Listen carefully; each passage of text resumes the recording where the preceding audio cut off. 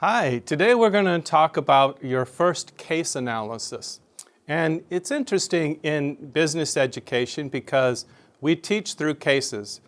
You've heard me say before that all of business is kind of our laboratory to see what methods work and what doesn't work. Well, the case method has been around a long time to be able to describe a business and organizational situation and put students in the position of trying to make decisions about that organization or evaluate that organization in terms of how well it's competing or how well it will compete in the future.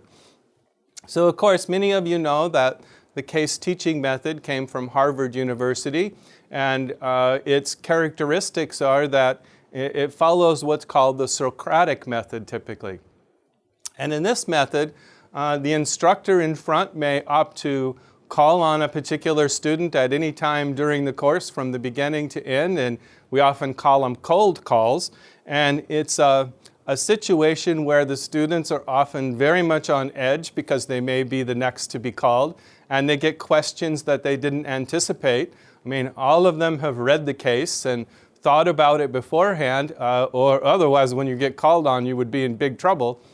So this method is that the instructor is kind of a moderator, maybe a devil's advocate at times, and can be kind of a judge of what the student comments are. But the instructor is also trying to lead the discourse or the discussion to offer some of the findings from the case that are very important for the messages that they're trying to get across. So some instructors may open the case teaching by a very minimalist approach and just say, "Good morning," and then, "Chris, stand up. What should the company do?" And students will be on the spot. Now that gives a high energy start to the class, and some students immediately begin focusing on that question, and everyone's eyes, of course, are on Chris to see what goes on. And instructors then shape the questions to get at some desired items that they want to cover in the class. So with that in mind, we're not going to be able to do the exact Socratic method, but I would like you to assume that you're sitting in a class, which you are, with all of your fellow students, and the responses that you will make may not be apparent to everyone, but dispersed throughout my discussion, I'll include some questions that I would be posing as if you were in the class.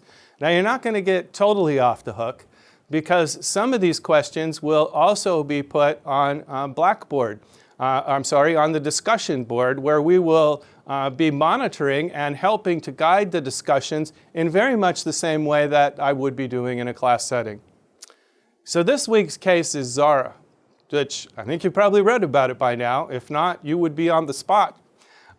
Zara is a very interesting company in the fashion industry with a strong connection with its customers. So my first question would probably be a cold start to Chris and say, basically, give me some background on Zara. Now, one of the interesting things about a case is it's usually pulled out at a snapshot of time. And companies likely will have matured or changed their strategies or modified what they're doing. And sometimes you can learn from that, and sometimes they continue to make mistakes. So thinking of what they did at the time of the case to be able to answer appropriately isn't going to be the right answer. And oftentimes there's no one right answer, that there's going to be a lot of disagreement among students in the class. But when we start out, let's think about what's some background on Zara. What really stood out to you when you read this case? What was unique about this business? So we talked about strategy. It has a strategy, the company does. What's unique about that strategy? What elements are there that help it compete with other companies in the industry? So contemplate that for a second. Well, I did a little bit of research, and let's put the situation in the current. On March 13th of 2018, Zara's owner, Identitex, had its profit up 7%. So something has been going right with Zara from the very beginning. Now, Zara is a fashion chain. It actually turns out that the sales of that company have grown very high, both in online and on-site. And unlike a lot of the fashion retailers that are struggling with competition from companies like vendors like Amazon and other companies that are now selling clothes online, brands like Zara are really able to merge a very high street presence with a slick online offering. So let's examine that for just a second. A high street presence, we saw that picture to begin with. It's a very desirable store to enter. And the online offering is equally as enticing. So go take a look at Zara.com and maybe peruse around and see if your local city has a Zara that you could go visit and see some of this distinctive strategy at play. So I might ask next, well, what makes Zara unique? I mean, given that it's not wilting under pressure by Amazon, who's added third-party providers like vendors like Nordstrom and many, many more, how is Zara doing what it's doing? What do you remember from the case that made it unique? Well, here's some things I pulled out. One is that their supply chain management is really a competitive weapon. Now, supply chain management deals with that power of suppliers that we've talked about. And in fact, Zara's approach is quite unique in that regard. They actually produce around 450 million items a year. And they're very efficient, though, with that volume that passes through its supply chain. And the way that they do it is they have regular, small batch deliveries that really happen with clockwork precision twice a week to all of their stores around the world. So there's very frequent production updates and frequent deliveries in small batches to the stores to keep the fashion fresh, keep the items unique, so customers are always having a unique experience when they come in. Now, Zara doesn't advertise much. It relies on word of mouth. I mean, had you seen big ads before you read this case? What you will find, though, is that they adapt the most couture designs. They manufacture them, distribute them, and try to get them to market within 2 weeks of that original design first appearing on a catwalk. So what's a catwalk? That would be the runways where the different designers are displaying their brand new creations. Well, Zara tries to capture the essence of some of those new designs into their own line and get them to market as fast as they can. So really, they compete on speed to market. So that embodies the idea of what we might refer to as fast fashion. So another element they do within the supply chain is they keep a significant amount of their production in-house, and they make sure that their factories reserve 85% of their capacity for in-season adjustments. So this means they're very agile. They can change or alter things on the fly depending upon what's selling or what's popular or what new might be coming out at that time. So they're very flexible on the amount and the frequency and the variety of the new products that they can launch. They rely on sophisticated fabric sourcing, strong abilities for cutting machines and sewing facilities, and they keep those near to their design headquarters in Spain. And if a certain style or design becomes the new must-have on the street, Zara gets to work. Their designers churn out the new styles, and they're fast-tracked into the stores while the trend is still going strong.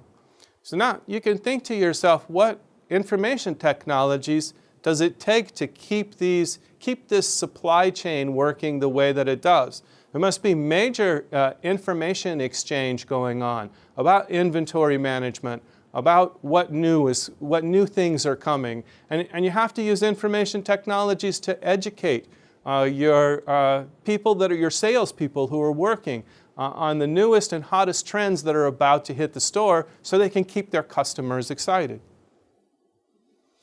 So next I might ask specifically now about how Zara leverages technology and what you read in the case and saw in the case that really exemplified what we've been trying to demonstrate in this class, that information technologies and technologies in general, like AI, can have a huge impact on how a company delivers its products and services and makes it unique and allows it to compete in such a strong way.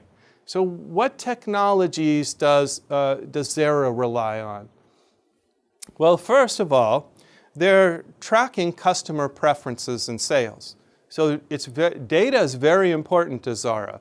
The actual store managers lead the intelligence gathering effort, and that helps determine what ends up on their store's racks. So they know in their region or particular to their customer clientele what types of things are likely to sell. What are the demographics likely to be? What styles are likely to be adopted? So the store owner has a really important, store manager has a very important role in how the technology is deployed. The staff, that's the salespeople, are talking to the customers. They're getting feedback on preferences and issues, and they gather that data and use that to help the firm plan the styles and also issue rebuy orders based on feedback. So if something's really a hot seller, we need some more inventory at it in that area and get it there as quickly as possible.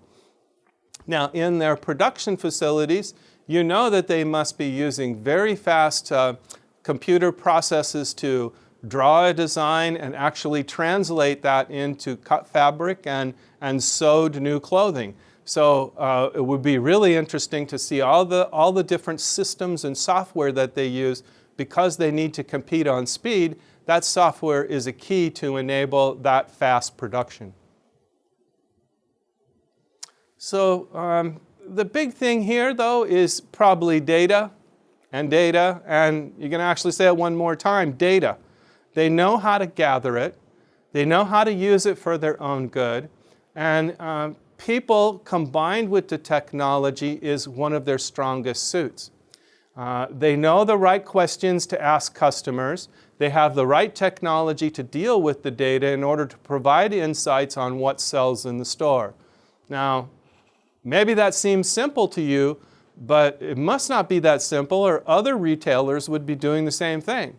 So Zara has figured out this equation and enabled it to manage in this very unique way.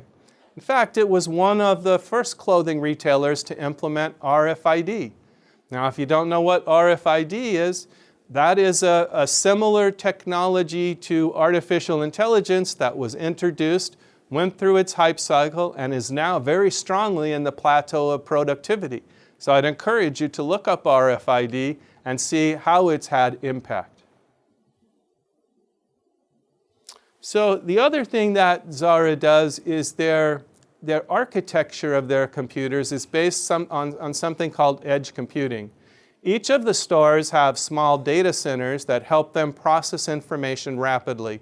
And they do accurate sales monitoring there. They can do fast inventory compilation, in fact, in just under 2 hours compared with what it takes most, about 2 days.